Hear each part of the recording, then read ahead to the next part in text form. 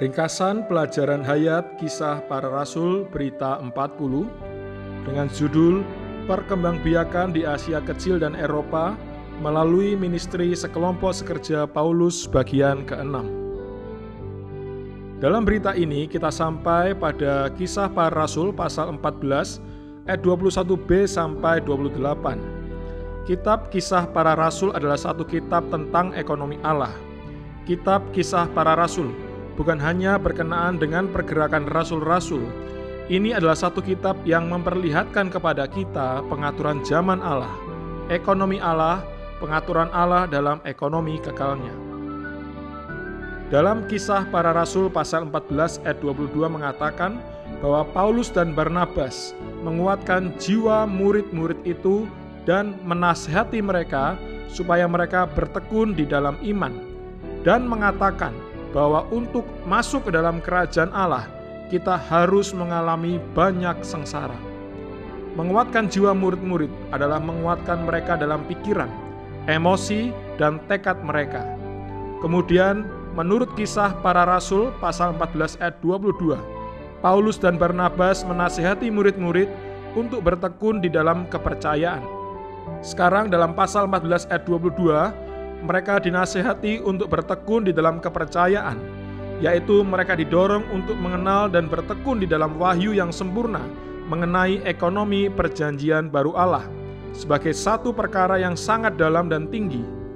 Dalam Kisah Para Rasul 14, mereka pasti telah belajar cukup banyak tentang ekonomi perjanjian baru Allah selama waktu itu. Apa yang mereka pelajari bagi mereka menjadi pengetahuan akan kepercayaan. Dalam Kisah Para Rasul pasal 14 ayat 22, kita melihat bahwa Paulus dan Barnabas memberitahu murid-murid bahwa untuk masuk ke dalam kerajaan Allah, kita harus mengalami banyak sengsara. Kerajaan Allah menjadi topik utama pemberitaan para rasul dalam amanat mereka setelah hari Pentakosta. Kerajaan Allah bukanlah kerajaan material yang terlihat oleh mata manusia, melainkan kerajaan hayat ilahi. Inilah perkembang luasan Kristus sebagai hayat ke dalam orang-orang berimannya, sehingga membentuk suatu ruang lingkup yang di dalamnya Allah berkuasa dalam hayatnya. Jalan masuk ke dalam kerajaan Allah adalah kelahiran kembali, dan perkembangan kerajaan Allah adalah pertumbuhan kaum beriman dalam hayat ilahi. Kerajaan adalah kehidupan gereja hari ini, yang di dalamnya kaum beriman yang setia hidup dan akan berkembang ke dalam kerajaan yang akan datang sebagai satu pahala untuk diwarisi oleh kaum saleh pemenang dalam kerajaan 1000 tahun. Menurut perkataan Tuhan dan pemahaman Paulus, kerajaan Allah bukanlah suatu alam materi. Sebaliknya, kerajaan ini bersifat rohani, ilahi, dan bahkan berpribadi. Kerajaan ini adalah Kristus sebagai benih yang ditaburkan ke dalam hati umat pilihannya. Lalu, apakah arti masuk ke dalam kerajaan itu? Masuk ke dalam kerajaan Allah adalah masuk ke dalam kenikmatan yang penuh akan Kristus sebagai kerajaan itu.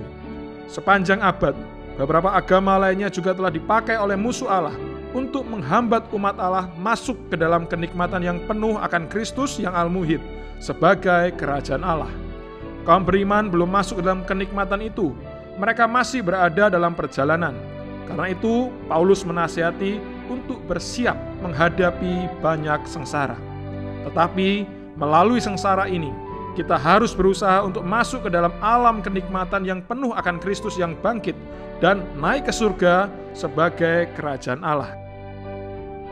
Kehidupan gereja adalah suatu alam kenikmatan akan Kristus yang bangkit dan naik ke surga.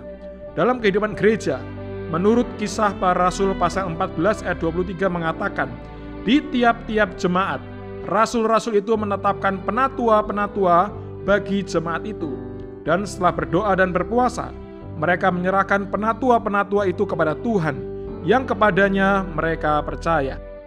Frase di tiap-tiap jemaat dalam pasal 14 ayat 23 sama dengan di setiap kota dalam Titus pasal 1 ayat 5. Perbandingan dua frase ini tidak hanya menunjukkan bahwa batas wilayah suatu gereja lokal adalah kota tempat gereja itu berada, tetapi juga menunjukkan bahwa di dalam sebuah kota seharusnya hanya ada satu gereja. Kepenatuaan yang unik seperti ini dalam sebuah kota akan menjaga keesaan unik tubuh Kristus dari perusakan.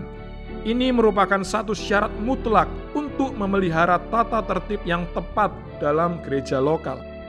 Para penatua dipilih dan ditetapkan oleh rasul sesuai dengan kematangan hayat mereka dalam Kristus. Mereka dipesan oleh rasul untuk memimpin dan menggembalakan dalam masing-masing gereja. Menurut Kisah Para Rasul pasal 14 ayat 26, dari Atalia, Paulus dan Barnabas berlayarlah mereka ke Antiokhia. Di tempat itulah mereka dahulu diserahkan kepada anugerah atau kasih karunia Allah untuk memulai pekerjaan yang telah mereka selesaikan. Ministri dan hidup rasul yang bersandarkan kasih karunia ini merupakan kesaksian yang tidak dapat disangkal atas kebangkitan Kristus. Kasih karunia yang mendorong rasul dan yang bekerja di dalamnya bukan suatu perkara atau benda, melainkan satu pribadi yang hidup, yaitu Kristus yang bangkit, perwujudan Allah Bapa yang menjadi roh pemberi hayat yang al-muhid, yang berhuni di dalam rasul dan menjadi segala sesuatu bagi rasul. Dalam Kisah Para Rasul pasal 14 ayat 27 sampai 28 adalah akhir dari perjalanan ministri Paulus kali pertama. Ketika Paulus dan Barnabas tiba di Antiokhia, mereka mengumpulkan gereja bersama-sama dan menceritakan segala sesuatu yang telah Allah lakukan dengan perantaraan mereka. Perhimpunan ini adalah untuk bersekutu tentang pergerakan Allah dalam penyebaran Injilnya.